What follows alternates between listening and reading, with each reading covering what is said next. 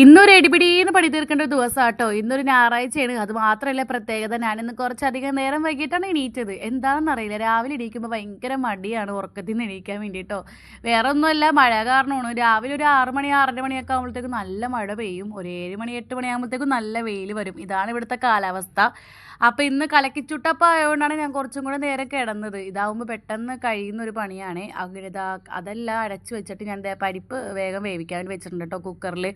അപ്പോഴാണ് മക്കളെ കൊതുകിൻ്റെ ഒരു ശല്യം, നിൽക്കാനും ഇരിക്കാനും ഒന്നും പറ്റില്ല കേട്ടോ. ഈ അടുക്കളയിൽ രാവിലെ ആയി കഴിയുമ്പോൾ കൊതുക് വരും.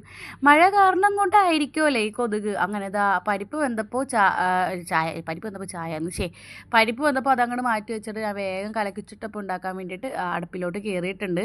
പിന്നെ ചായയും ആയിട്ടുണ്ടായിരുന്നു കേട്ടോ. അതും ഇറക്കി വെച്ചിട്ട് ഞാൻ തിണ്ണപ്പുറമൊക്കെ ഒന്ന് ഒതുക്കാമെന്ന് വിചാരിച്ചു. എനിക്ക് ഈ തിണ്ണപ്പുറം ഇങ്ങനെ പണി കഴിയും മുന്നേ ഇങ്ങനെ ഒതുക്കിയില്ലെങ്കിൽ ഒരു സമാധാനം വരില്ല. അപ്പോൾ എല്ലാം ഒരു സൈഡിലോട്ട് മാറ്റിയിട്ട് പരന്ന പാത്രങ്ങളൊക്കെ വേഗം കഴുകി വെക്കാണ്.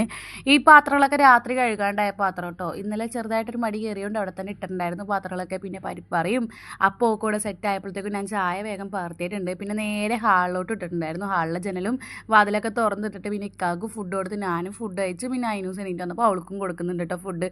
അവൾ പിന്നെ ടി വി കണ്ടിട്ടാണ് ഫുഡൊക്കെ കഴിക്കുന്നത്. പിന്നെ ഞാൻ നേരെ അടുക്കളയിൽ വന്നിട്ട് പിന്നെയും പാത്രങ്ങൾ കൂടിയിട്ടുണ്ടായിരുന്നു, അതൊക്കെ കഴുകി വെക്കാമെന്ന് വിചാരിച്ചു.